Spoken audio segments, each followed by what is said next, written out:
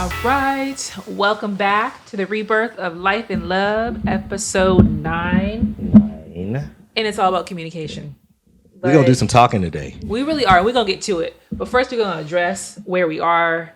We are at home because life has been lifing lately. And the cards that we are dealt are the cards that we use. And so we have not been able to get to our space, but we have really wanted to make sure that we're consistent and showing up and giving you all that we have to offer. So giving you what you need. Call the audible. I know that, you all have been waiting for our relationship advice. And today, like I said, we're going to help you learn how to communicate with your partner or your person.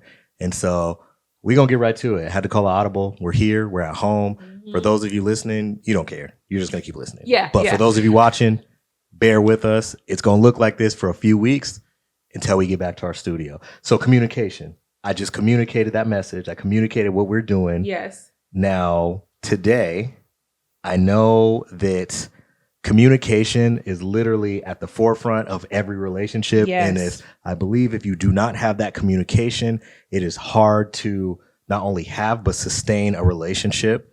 So since it's such a big part of the relationship, how do you navigate through it? Like if you are bad communicators. Ooh, and we come from a place that we always tell you guys we're real, we're not perfect.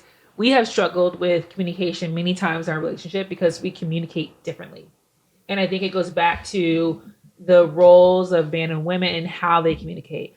I am an emotional, I'm a Gemini, y'all. So I'm emotional, feelings. And I read this article about having to really remove your thoughts and your feelings versus what you're communicating. So I can overthink and feel like, man, Rome isn't showing up and saying certain things to me. So Rome didn't say I look beautiful today.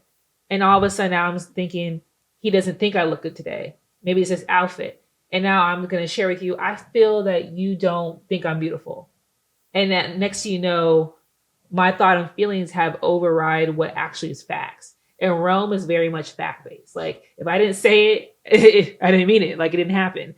And you're going to go into a point where you are going to think about what happened. Your memory's also just impeccable. It's bad now. It's bad now. Two kids down, memories way worse. But let me actually, since you kind of alley-ooped it, let me LeBron that real quick.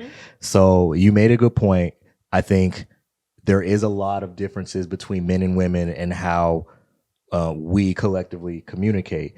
And I think you hit it on the head. Now, I'm not saying that there aren't men who communicate with feelings versus facts, right, and not women who communicates with facts versus feelings. But with us, and again, I've said it before, I'm a Scorpio, so I'm a little less emotional than she would like. Yes. But at the same time, I'm always if I said it, believe it. If I don't say it, then there's no reason to overthink. And right, maybe, again, from that communication standpoint, I need to go one step further and actually communicate that. Yeah. Now, it is harder because it's not as natural for me because that's not typically what I do. But whenever we get into, I don't want to call it an argument, but whenever we get into a tiff, you mentioned I'm more facts-based. I try to take the feelings out of it. And because I try to take the feelings out of it, it does two things. It invalidates your feelings because in my head, I'm just well, you're literally speaking just off of feeling, not off give me a substantial fact that that shows that, what you are saying to be true. Mistake number one, again, is mistake number one is invalidating your feelings by making you do that. Right. It shouldn't have to be facts versus feeling because that feeling is actually a fact to you. Yeah. It's just not to me. Exactly. And so you said, how do you navigate the feelings part and the communication? You said, how do you navigate the communications part when it comes to a relationship? And I think early on, being very clear about how I communicate and sticking to it. I feel like I've been me for a long time, and you have. Dang, you have? Right? But it's been very clear for us as okay, I've got to work through how you communicate and versus me too. And then this idea too of I was looking through a list of different ways to be effective in communication. And for me, it has definitely been about like finding compromise and understanding how to meet in the middle.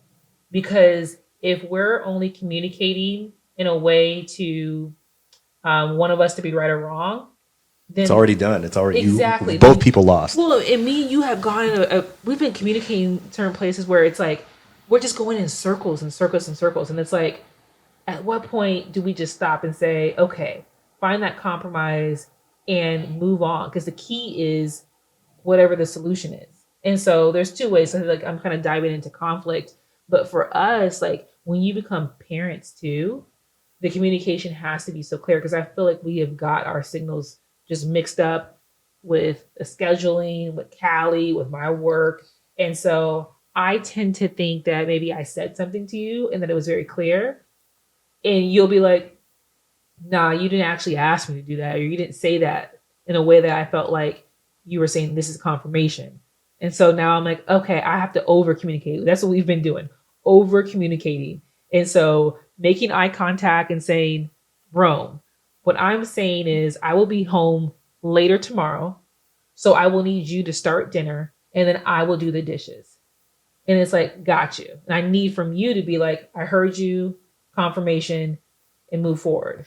Yeah, and to take you through my perspective again, it's not about like whose perspective is right or wrong, but that same thing, like a lot of the times, one of the things for me in that exact same list is kind of like establishing boundaries for your communication. And I think where we lack a lot of the times is we have so little time to ourselves that truly, like, when you come home from work, you know, I'm handing over the kids and then I'm just kind of like allowing myself to check out a little bit. Yeah. You know, allowing myself to think about the things that I enjoy and what I want to think about.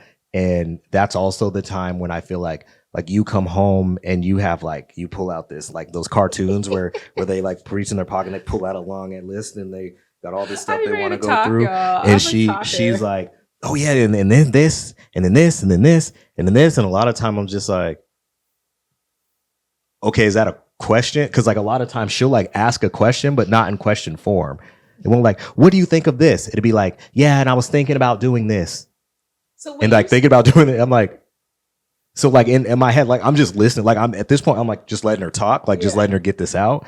And then it comes to a point where she's like, oh, I asked you a question. And I'm like trying to think back, like, and again, that's where like the fact versus feeling comes in, because I'm just like, no, factually, you didn't word anything like a question. So I wasn't listening for a question. I was just listening to everything you said as like a brain dump. Yeah. Well, I think you're good at that because you listen to, you're an active listener to soak everything in and to retain it.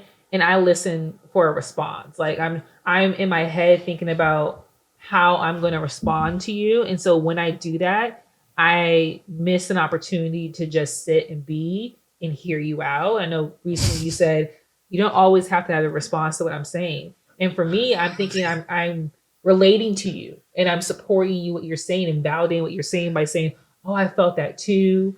Oh, okay. I've gone through that. Here's an example. And you're like, no, I'm not looking for advice. I'm just simply sharing what I'm feeling right now. Take it, hear it, and let it be. Yeah, so let me touch on that, because again, you know, I say these boundaries in communication. So one of my things, what Falesha has communicated with me in the past, is she says, you don't listen to my advice, or like when I tell you things, like you don't listen, you do whatever you want to do.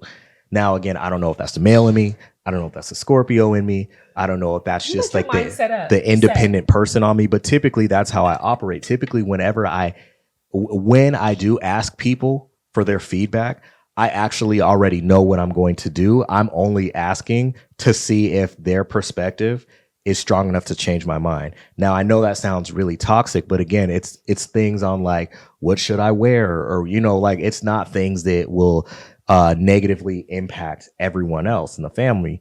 But this particular situation, you know, to let you into a little bit of like some of the conversations that we've had, it's been a really vulnerable, trying time for both of us, I think, just with me navigating being a stay-at-home dad, Falesha navigating longer hours in the office.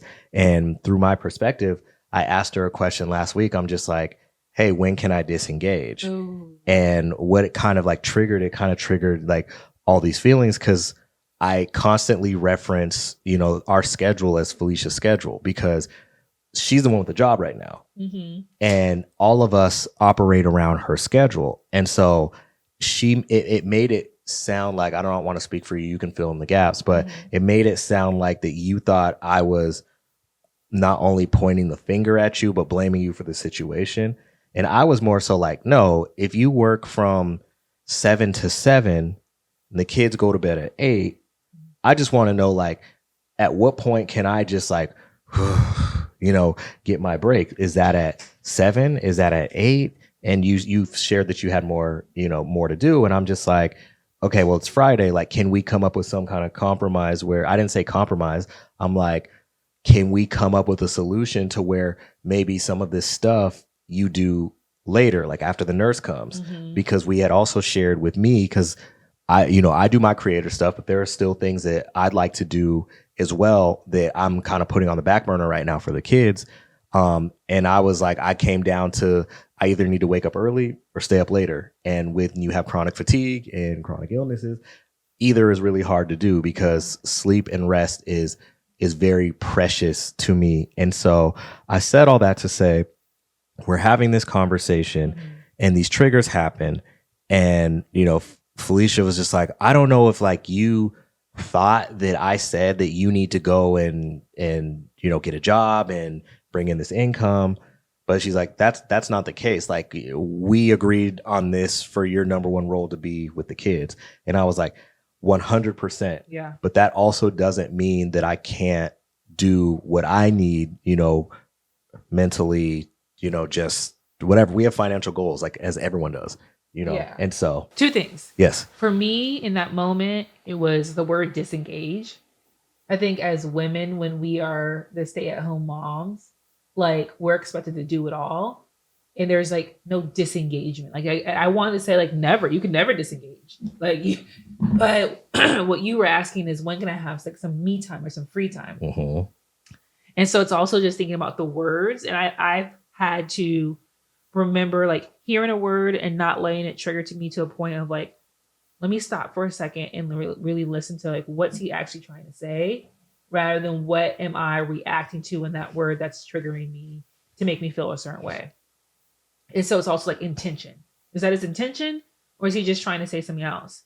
And then when it comes to like our schedule, you guys, we are going through such a change in our lives, such a change in our lives in the roles. And I feel like why communication has been really tough for us in this last like month or so is because there wasn't clear expectation or defining our roles. It's almost still not, to be honest. Like, we're still working through it today, like literally today. Yeah. So like we needed to communicate that. We needed to sit down and say, here's what I expect from you, and vice versa. Okay, now that myself, Falesha, is going to be the one working the 9 to 5, here are the things I need to be able to be successful. Okay, if I'm working, what does that mean for our family dynamic? What does it mean to be a stay-at-home dad and to number one goal be the kids? And so like you're saying, I didn't realize that you were also thinking you were going to work too. So to me, in my head, I'm like, that's me having like 4 jobs. If I've got to work, come home, and then have the kids full time so you can go work. Like, what's the point of me working so hard if that income is not needed? And we're fortunate to be at a point where we have a little bit of time until you really got to generate some income. And see, and that's where it's my issue, because I shouldn't say issue, because issue is the wrong word. That's where I disagree. And that's where like I have to do a better job at communicating reasonings for things, because the reason why me and Felicia work so well, as opposite as we are, Felicia's a live in the present, live in the now, and I'm a live in the future. Mm-hmm. So everything I'm trying to do right now is actually for 5 years from now. Right. And everything she's doing right now is for today. And so that's how I move. And so that's why I'm trying to plant these seeds now. So if it does, because I mean, of course, we never know what's going on. There's rumors of a whole other shutdown coming in a few months. And it's like, we don't know, what that looks like and what those social and societal impacts are going to look like on families. But we can't wait for that to happen and then react. I've never I've never, by choice, been a reactionary person. Yeah. I've always been a proactive person. Very much so. And I feel like that even speaks to like how you communicate, because you think about the future and you can read in between the lines a lot. And I'm more of I need to hear the exact words. So I don't read between the lines too much. I'm more of like, you told me you were going to do X, Y, and Z or something. Like you told me this. And if I hear that, I kind of hang on to it. Whereas Kind of. I do. I hang on to words. Whereas you're more of a future person and proactive. And it's like, that didn't need to be said. It was implied. I'm like, well, you thought it was implied, but I didn't hear it. So, but you said something earlier about establishing boundaries around communication. And so I think boundaries also have to do with the time of communication. So you made a comment of, I come home and I'm just diarrhea of the mouth. Like I didn't say bad. I didn't say she boo-booing at her mouth, but still. And I've had to learn, when do you receive information at the best time? So communication is not just for me and how clearly I'm telling you something, but it's of how well your mindset can be to receive what I'm trying to share with you. What a great point. Let's touch on that. So, again, we are two different people. We go to bed at two different times. Oh yeah. Like I mentioned, sleep is one of my sleep and rest. I don't even have to be sleep. Just laying in bed is one of my most valuable kind of remedies for my chronic illness. And I shouldn't even say remedy, but treatments for my chronic illness. Felicia stays up late, which is, part of the reason why I'm just like, hey, can you do some of your work later when everyone goes to bed? As soon as the nurse gets here, I'm trying to go to bed. I'm not trying to watch no shows. I'm not trying to have a conversation.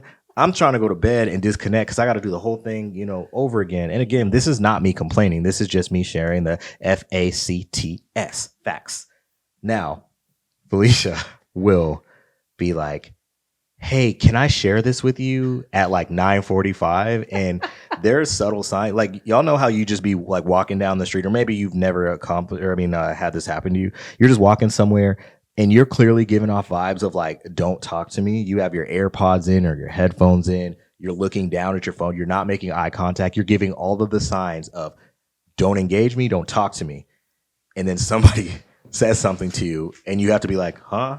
You have to pull your headphone out, huh? Rome be having his mask on, head at the pillow.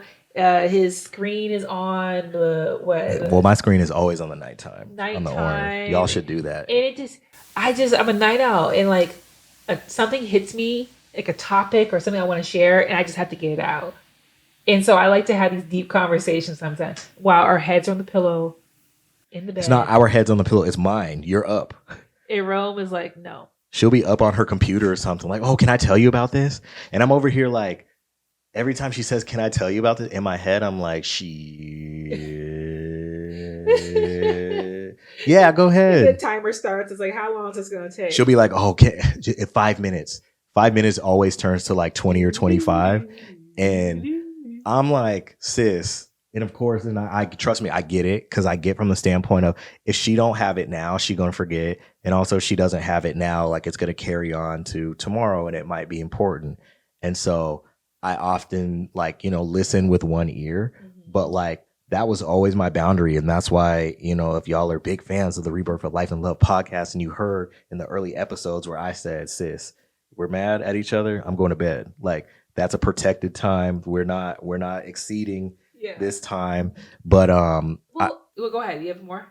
I just wanted to make one more point about the boundaries and kind of what we said and what I mentioned, before about when I'm sharing something, and sometimes sometimes I'm just sharing something just to share, and like I don't necessarily need like advice, but because we are, who we are, I think Felicia feels like, okay, like she's mentioned, I'm listening to react, and then she'll react to something, and then like I'll either, won't say anything or like kind of like blow it off, or it completely do the opposite of what she just told me to do, and then it will come back to, hey, you never do anything that I suggest. And so I shared with her, and it was like the first time of coming out, in sharing this. I'm just like, have you ever thought that like sometimes when you like tell me things, especially like knowing me, or like, have you ever thought that maybe I actually wasn't looking for your advice and I was just telling you? And it kind of like hit her like a brick. Like she said, huh? Like she was like, wait, she's like, what do you mean by that? It was almost like you could see some of your work in it, because it was almost like you getting offended. Like I was like telling you like, don't ever tell me anything. I'm never listening to you. Because like you had a moment of like you were about to like turn up, and then you're like, huh, yeah, okay. For me, it was just like I like you said, like I take so much of my work maybe into how I communicate with us, because I do fundraising work, y'all. So I have to actively listen, but I'm also trying to. It's communication. It's a conversation, and so to me, a conversation, I'm always having to respond and then hear what they say, find something related to myself, so we can build like a stronger relationship. Whereas we've already got that foundation, and so it did throw me off of you were just sharing whatever that topic was for me to hear. And I didn't need to respond. A great response could be just yes. And I think when you flip it, oh cool, I'll stop and you're like, oh wait, you wanted me to say something, or I'm looking for your insight on something. And so it's another, like we've talked about this before, is like remembering like our love language, our communication language. And so how I would like you to respond is not how you would like me to respond. And so we had to clearly establish, okay, how do we effectively communicate, and how in a conversation, well, for me, it's productive if you just listen, if you just actively listen. And for me, it's been productive if that you said like the avoid criticism. So I'm thinking of like finding time to communicate. And so knowing when your partner is best likely to receive it. And so what I've been doing lately is like, I'll call you on the way home from work. Because so now it doesn't seem like when I get home, it's like, hey, and then all of this. She did that too. And she was like, home, can I tell you this now? Because when I get home, I know you're not going to want to hear it. Yeah. And so you're like, yes. I was like, okay, yeah. And so then it's also getting buy-in. I asked you. And so you were like, that works for me. Great. So I shared what I needed to share in a 30-minute drive home. When I got home, we got a chance to just like myself have a break, me take Roman from you, and then you got to have some free time. And so it's like, okay, this dynamic works better. And you really heard what I had to say, rather than if I get home and just throw 7 things at you, nothing's really sinking in. So it's like finding the best time to talk is key. And then also, like you said, avoiding criticism, establishing those boundaries within talking. And for me, it's like actively listening and knowing that maybe what I'm feeling is not the intention you had to make me feel that way, and breaking that apart, like not putting my feelings on you of saying you did this to make me feel a certain way. It's more of what you said made me feel this way, and I don't think you intended it, but this is how I'm feeling. Yeah. And that's what's hard for me too, because like it's whenever she shares that with me, it's like, and this goes with the avoiding criticism thing, because like my critical brain and probably like my male brain right away is just like I didn't tell you this. Like you're manufacturing this this thought, this meaning, this feeling, and I'm just like it, and it's a trigger for me, because I'm just like, you're damned if you do, damned if you don't. Yeah. It's just like, I didn't say this, but this is how you took it, and now I'm bothered because now you're bothered. And even if I clean it up and say, no, that's not what I meant, it still doesn't set in. Like, it's still not really grasping. Like, you're still taking it personally. And I don't know, like, to tell you all how we get through that, I'm stumped. Like, I'm sure we can figure it out. But that's just, I feel like, goes back to what we've, again, previously said with some of the self-work, because those same triggers, if when Falesha is asking something, it sounds like a demand, that's a trigger for me. Yeah. Like if she's just like, instead of like, can you do this? Or it's like, you need to do this. It's like, no. Oh yeah. Don't tell me what I need to do. I used to say, you need to work on this. And that was a trigger. And so instead of saying that, I had to find different words to use. And so it could also be the words you're using can be a trigger for your partner and could be allowing them to then move into conflict. Because that's what we're going to talk about next, is like the conflict aspect of it. Because I feel like if you don't have a clear understanding of your communication, then when you get into an argument, then it really just blows up because you're just shouting words. And for us, we've had to be real clear on the tone. Like when we're arguing about something, let's calm that tone down. I used to take offense to like cussing when we're arguing, and it felt like I'm being attacked. And then also like letting the other person speak, because you can get into a point where one of us is just talking. It's like I have a response. Can I get my word in? It's like, okay, I said what I had to say. Now I need to allow you a chance to speak without interrupting you. And that's some key parts for us at getting through conflict, but also understanding that we're dedicated to each other. Like we are always trying to find a solution. And at the end of the day, that's what we want. We want to solve the issue rather than going around in circles and pointing the finger and blame. And so we always know like we might be upset in that moment, but we're gonna get through this. Like we don't really hold grudges like that of I'm gonna take this into a week, 2 weeks later. It's like what's said has been said. And then I'm gonna say a joke like 10 minutes later. And she's just gonna yes. And I think that's what breaks the ice for us of like, okay, let's move on. Because once Rome says a joke, it's like, okay. But I want you to talk about like the conflict aspect. Because I think what you've been working on really well lately is like not needing to be right. Yeah. And again, in a quote unquote argument, and we'll pin this. I'll go back and find this video and pin it for you, or add it to the video. And the reason why I don't feel like being right is a thing anymore is a creator. We were at the same agency previously. He basically made this video talking about if you both are in the argument to win, then you both already lost. And that hit home so much because I feel like a lot of people, when we get into arguments, we are just like, no, I'm going to tell you my point. Mm-hmm. I'm going to validate my point. And my point is the only thing that matters, when really like the argument is to hear the other side and to come up with a solution. And so to take it all the way back to the beginning of this, we talked about feelings-based versus fact-based. How do we take your feelings and my fact outlook and find that compromise? And if we don't, it's just going to be like a heavyweight fight because, again, I'm calm and I'm mild-mannered, but when I get pissed off, I'm charged up. And that's what happened. And you say, I'm just passionate. And it was hard. Nah, you charged. Nah. He's like, see, no, it's different. It's different because like Falesha will think my 4 out of 10 is a 10 out of 10 because Felicia's never seen me actually like through the roof pissed off. But like, she'll be like, oh my God, like, why are you so mad? And I'm just like, I'm not even mad. I'm just talking passionately. And like she said with the cussing thing, like, that's just how I talk. Mm-hmm. Like that has nothing to do with it. But it's funny because Falesha will like forget all of that stuff, like forget all of those things about me, like in an argument, and they just automatically start taking. It's almost like she cuss word, yelling, all this, attach it to me, attacked, and it's just like, bro, what are you doing? Like, it's not even that serious. And which again, like when you come.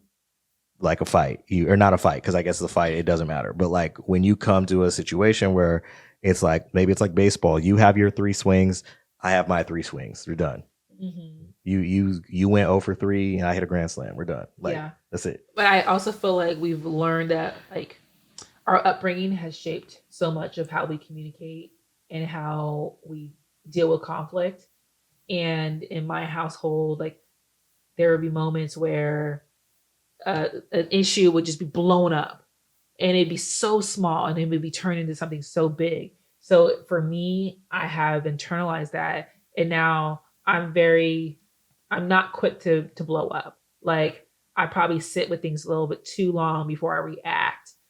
And that has like made me realize, okay, like what did I see as a child growing up that's made me bring that into our relationship or made me think a little bit differently? And so like the emotion side, like I just take things personal when there's no need to. And I get defensive, a nasty amount of defensiveness that I've been trying for years and years and years and years and years to break.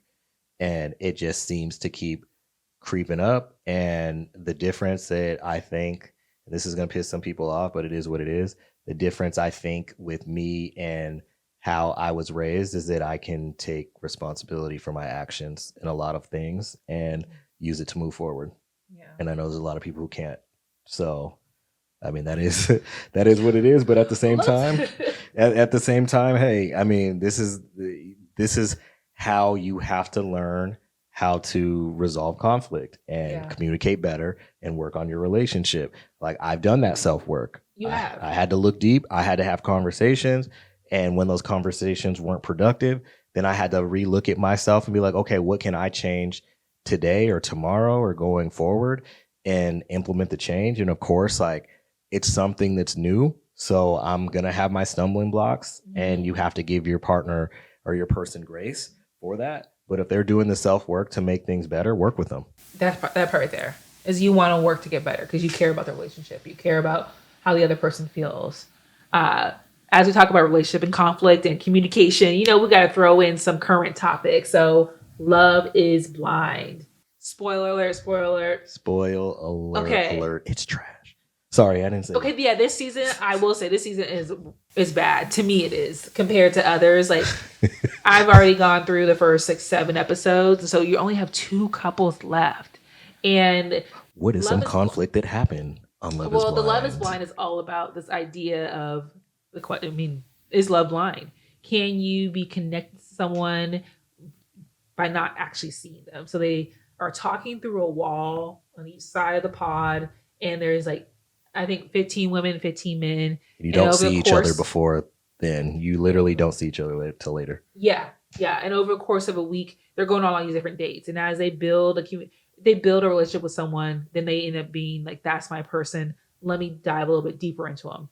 But the whole concept is all about communication, because you are sharing how you feel, who you are. You're expressing some of these emotional things about yourself. Some traumas. Yeah. And so you're connecting just by talking to that person. And so there's an individual, it's like Uche and Leah, this couple where they felt like they had conflict within their communication, but Aaliyah was vulnerable. And she just said, I'm going to share with you that I have cheated on a partner before. And that, it actually happened within the last 2 years. And Uche's response was volatile. It was judgment. He was asking questions. Oh, you're a recent cheater, huh? And making her feel really bad. And for me, I thought she just was so vulnerable with you. And your response was to throw that back in her face. And how the things reverse and turn, because later on in the season, you come to find out that Uche was holding a really big secret from her. And he didn't share with her that he actually dated someone that was on the show in the pods and met on the first day. And this woman, Lydia, had befriended Aaliyah. And so it was just real nasty and just a lack of communication, but also sometimes too much communication. So I don't know if that was a lack of communication. It was too much for him to receive. But so how do you deal with that? So you, on the male side, you were asking for my truth. And so I'm being vulnerable with you. Do you side with me because I didn't have to share that with you and I was honest with you? So now our relationship's built on honesty?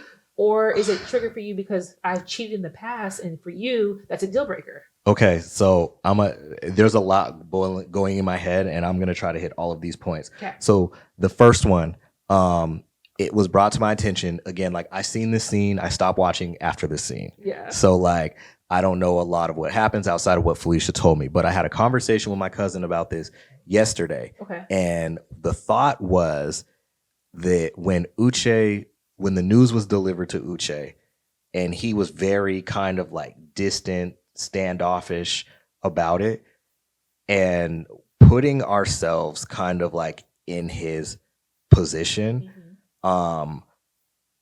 it takes me a minute to process. Okay. And a lot of times when this is exactly why I tell people I don't like surprises, because I think I would do exactly what Uche did. Okay. I would probably, and again, I don't remember all of what he said to her. I do remember him questioning her, but like interrogated her. What happened? Did you tell him? Yeah, which again, those are important. Those are valid and important questions. For me as a woman, it was the tone. It was how defensive he was. But see, that's my point though. Like, you as a woman, you as a woman are understanding the feelings based the feelings based kind of method. Mm-hmm. And Uche was just speaking from facts. Uche said, like you mentioned, how long ago was it? 2 years. Okay, that's kind of recent. Did you tell him? No. Why didn't you tell him?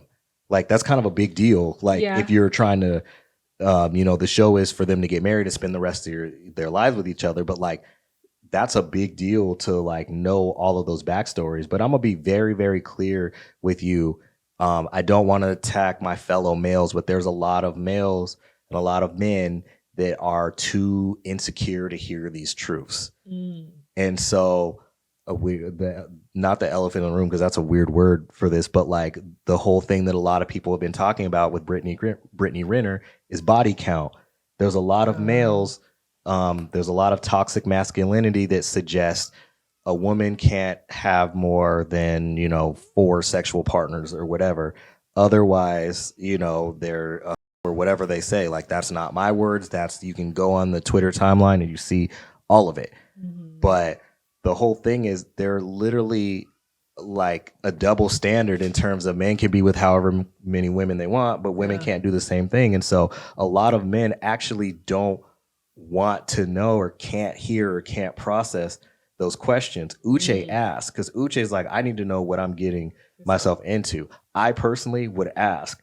I can handle that stuff because all I know is the past. But obviously, like, if it's still a present thing, then that's something that I have to decide if I'm going to deal with or not. And so the fact that Aaliyah, was sensitive about it and, ended up leaving, you have to give her grace too, because that was obviously a traumatic thing for her. And his line of questioning, regardless of sensitive or not, his line of questioning triggered her response. She probably felt like she was, like scum of the earth just based off how she was crying. Well, she felt like he was judging her. But why she left was because then Uche came around to say that I dated someone in the past that's on this show. And when she found that it was Lydia, someone that she was really good friends with in the pod, that was a lot for her to take in. And for me, I felt like the audacity for you to judge this woman for her sharing her truth when you had your own secret and your own truth to share that you didn't share in that moment. And now you've got to let her have wherever response she needs to have because you weren't understanding. Yeah, he came the next day. And I think there's a way that he could have received what she was saying and like, hey, this is a lot for me. This is shocking me, without attacking and making her feel that way. Because when it was his turn, she was just, I need a moment. And she stepped out, she cried, she came back in, and she was like, she had her own follow-up questions, like the communication. I'm an ask questions kind of girl. And I think there's a way you can do it with being respectful of who you're talking to. And again, this is like, it's hard for me because I honestly wish I watched this like 10 minutes ago. Like, I just paused it and watched it again. Yeah. But like, how do we know that he was judgmental? Like, was that, I know that you and a lot of other people in Aaliyah are deciphering that, but she felt judged. But and again, like, he can't control how someone, if I'm asking you questions and you feel judged, like I can't control the fact that you feel judged, and my intention wasn't to make you feel judged, just like we spoke about earlier. My intention wasn't to hurt your feelings. You took what I said and applied it to your feelings, and then your feelings were hurt. And so it's like, you can't really win from that regard. And so my whole thing is like, the only way to get around that is to give everybody grace. Yeah. Like, if you're going to hit me with some heavy stuff like that, give me a moment to process it. And Uche could have probably said that. And he was processing, and from what I remember, he was processing in real time. Yeah. He was like shell shocked. Yeah. Like, and he ended up saying apologizing. And I think that's also too, like, in conflict is how you apologize. Like, he didn't say, I'm sorry if that made you feel like I was judging you, because the if part, it's like, no, I've already made it clear that that's what happened. So he was like, I'm sorry for making you feel like I was judging you. That wasn't the case. And they moved on. I think they were very clear to say, like, do you think that we're not going to have conflict like this moving forward? Like, and she was like, no, I think we will. And so the fact that we've had it early and we can get through it is a great sign. Like, this is going to happen again. And I like that part of the episode of them acknowledging that conflict is a part of a healthy relationship. It is. And so when conflict happens, some people run because it's like, oh, things aren't perfect anymore. A lot of people run. A lot of people, they either run or they shut down. Exactly. Both men and women. We all do it. And so the fact that me and you, I'm like, conflict's going to happen. We're not the same person. I picked to have a Scorpio as a husband. And so we're not going to see eye to eye on a lot of things, but can we get through it? And so knowing early on that we can find a way to move forward and neither one of us is going to throw it back in his face. It's like, okay, we can overcome conflict and that it's healthy. It's healthy to disagree and it's healthy to hear the other person's perspective. So they had that moment. But one episode that you did not watch is later on when they decide to select who they want to be with, JP and, oh my goodness, I'm drawing a blank on her name. But what they were in the pods, they were emotionally connected. There was a lot of communication. And then once they got out of the pods, he was like mute. One word answers. He wasn't opening up. And you could tell that by having that wall up, it allowed him to be super vulnerable. But when it was in person, like he just couldn't translate that anymore. That's a lot of people, I feel like. But when you're behind closed doors, you can cake with somebody. But then when they're right in front of you, you can't say nothing. Yeah. Well, what he ended up saying was that she looked different. So the Love is Blind part, she was all dressed up and dolled up with makeup on the first reveal, and that he couldn't shake that, which I think is bull. Like bull junk. Yeah, I think it is. I think it is more to do with him and just he didn't know how to still be vulnerable face to face. It was too difficult for him. I mean, it could have been both. Like you have this idea of somebody and that person is not who you thought. And you're just like, oh. And again, like we talked about the word deal breaker. Maybe, again, I don't know.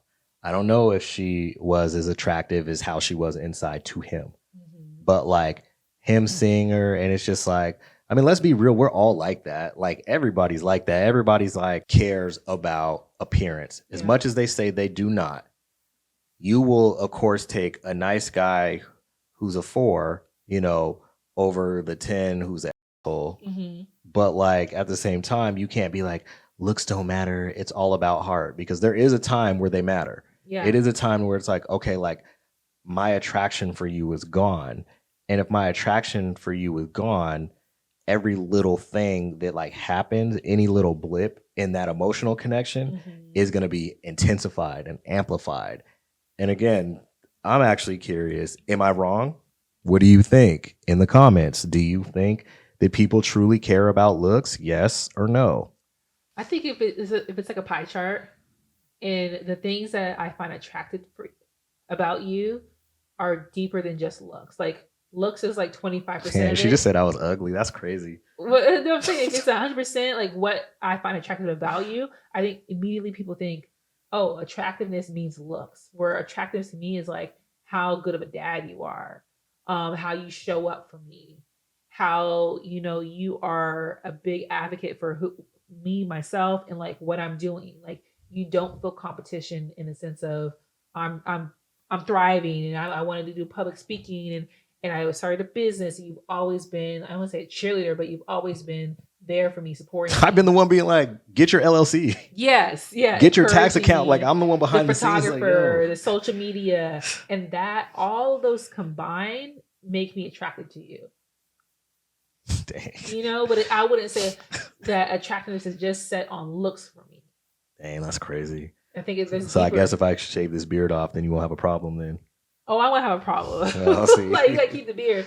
It's a fraction. It's a part of what I find attractive about you, but it's not all. I get you. Yeah. Okay. You over here making jokes. No, it's funny because it's like though the pie chart and you didn't say anything about like me. You said everything about what I do. Well, that's who you are though. Like you're loyal. You're supportive. Still what I do. Okay. Then what? Still what I do. Okay. Well, give me an example then of you. I'm just saying, like, you didn't. Okay, I guess like physically, you didn't say anything about me physically. It's more of what I do. No, well, I said the physical aspect is a portion of it. So physically, you chocolate. I like the bald head. I like the beard. I love your smile. Dang, I'm not even that dark. I love that you thick. That's crazy. There you go. You want me to list them off? Okay, now my turn. What do you find attractive about me? Okay. I see that's weird if I'm just like, I like your body. Like I can't say stuff like that. Just Not say in this how you feel. Yes, not you in this can. climate. It's me and you. I'm married to you. Let's go ahead. Okay. I like your body. Okay. I like your confidence. Educated, chocolate, when you're not wearing your head wrap. Oh no, the shade. Not, I should say your humor. Sometimes I like your humor, sometimes I don't. I love that. Thank you. Because we don't always tell each other what we love about each other. No, and so I encourage you all out there, partner, girlfriend, boyfriend, whoever it might be, parents, I don't care. Tell them what you love about them. And then kind of dig deeper behind like is love blind and how you communicate with them, how you show up. Because I definitely want you guys to feel like you left today with understanding how we communicate and how it can help you. Yes. To be an active listener, to avoid criticism, to create boundaries. Establish them boundaries. I tell you, I promise you, establish them boundaries. Yes. But we're going to be back. Episode 10, we're going to dive into like more of a personal story and talk a little bit about like being a medical parent, PTSD that we have from being a medical parent, and share a really tough recent story from Callie in a hospital visit that we had to go to that's really shifted us this last week. So we'll be back with that in episode 10. But until then, subscribe to our podcast on YouTube, y'all. Follow. Yes. Follow. Our right down here, our IG handles as well. And in the comments, answer our questions and let us know what else you want us to talk about. I got one more thing to add. I know we said the other thing I like about you too is that like you are confident enough to be okay with me having women friends, going to hang out with my women friends, knowing that they text me and need my attention and time. Yeah. Like you're secure enough, and not a lot of people can do that, and not a lot of people can handle that. And I just want to say you're the face of our franchise, and that's what we are trying to set up. We're trying to set up this vehicle for you to continue to be Giannis, and I take a step back and I can be Dame whenever I need to be Dame, but you be the freak, the Greek freak. Okay. Well, I mean that's a whole other topic, but I feel like I've been able to be secure because you haven't given me a reason not to be. So that goes into like who you goes are, into my pie chart, your loyalty and your honesty and your trust. So there you go, y'all. All right, we'll be back. Bye.